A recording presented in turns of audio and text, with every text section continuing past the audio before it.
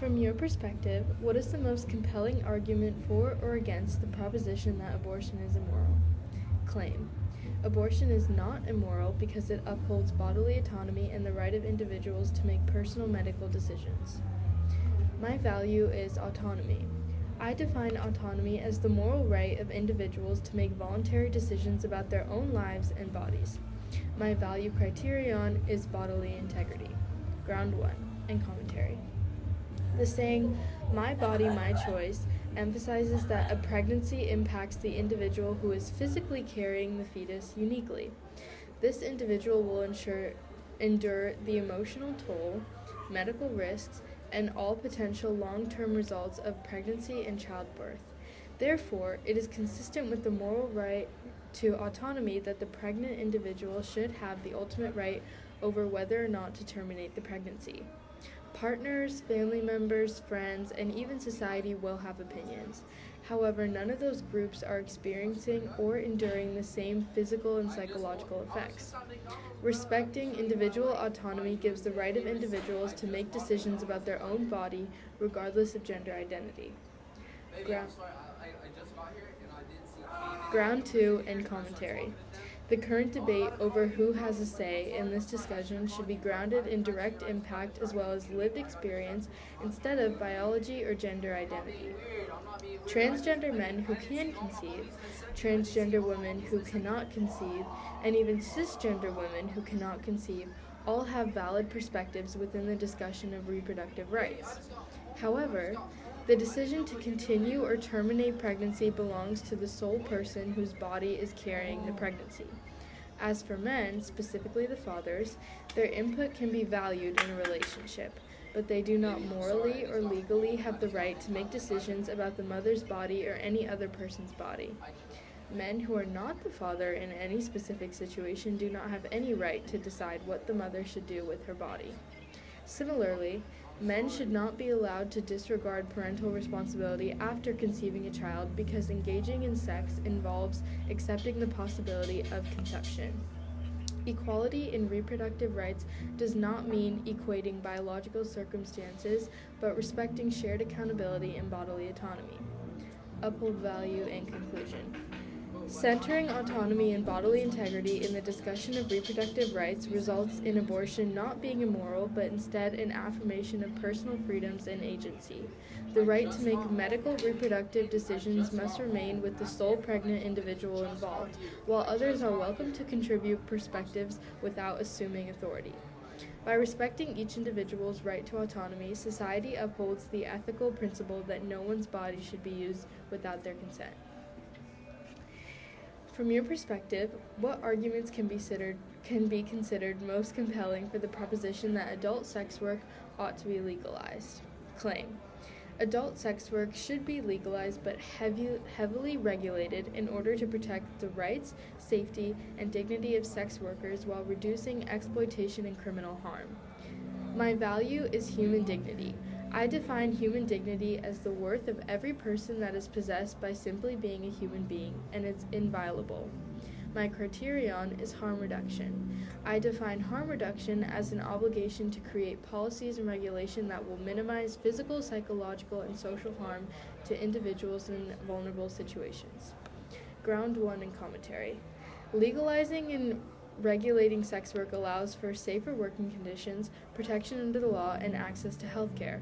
Criminalizing sex work forces workers underground, making them more susceptible to violence and abuse from clients. Regulation within legalization, such as workplace safety standards, licensing, and regular health screenings, will legitimize sex work rather than making it a criminal act. This will reduce harm while also empowering sex workers to report instances of abuse and exploitation without the fear of being arrested. Legalization upholds human dignity by ensuring that adults can partake in consensual sex work under conditions that protect their health and bodily autonomy. Ground 2 and commentary. Some argue that legalization perpetuates objectification, but it is actually the lack of regulation that allows this exploitation to continue.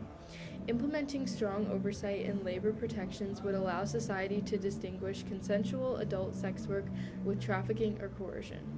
Furthermore, the decriminalization of sex work allows workers to unionize, access legal assistance, and reject any clients or conditions that threaten their safety.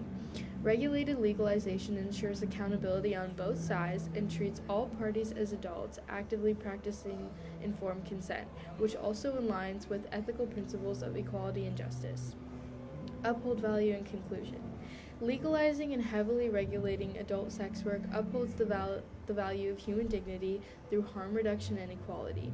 Legalizing adult sex work shifts the focus from punishment to protection, which allows all individuals to make informed and consensual choices, all while minimizing exploitation. A society that values freedom and safety should work on implementing regulation, not prohibition, as it is the most ethical approach to respecting the autonomy and humanity of sex workers. From your perspective, should the ability to genetically design babies be viewed as a groundbreaking advancement in human potential or a pathway to genetic inequality where only the wealthy can afford so-called perfection? Claim. Genetically designing babies is an inevitable outcome of rapid scientific progress. However, it should be intensely regulated so that its use is restricted to medical necessities rather than cosmetic-based traits. My value is ethical responsibility. I define ethical responsibility as the obligation to act in a morally honest and fair way that positively affects society. My criterion is just regulation. I define just regulation as an establishment of strict moral and legal standards that prevent misuse and promote the health and well-being of others. Ground 1 and commentary. Genetic engineering has the potential to eliminate hereditary diseases and improve health outcomes, making it a promising medical advancement. However, without regulation, this technology could widen the gap of social inequality by giving the wealthy exclusive access to genetic perfection. Regulating the use of genetic modification for solely medical purposes ensures that this innovation serves as a collective good for all of humanity and not just for the wealthy and the privileged. Governmental and international oversight can prevent the creation of a designer baby market and prioritizes curing genetic disorders instead.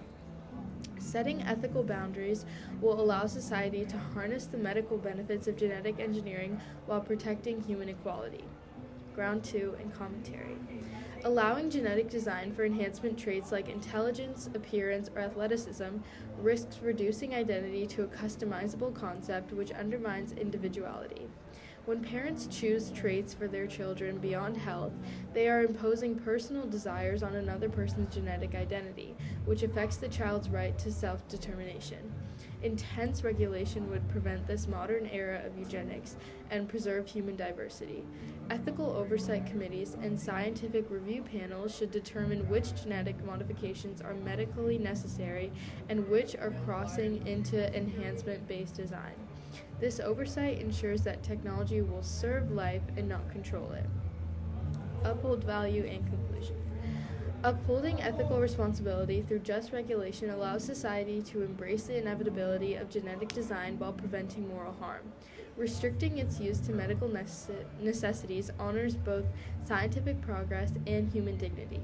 With strict oversight and global cooperation, humanity can ensure that genetic engineering will be utilized as a tool for healing rather than hierarchy, and our respect for natural diversity remains at the core of being a unique human being.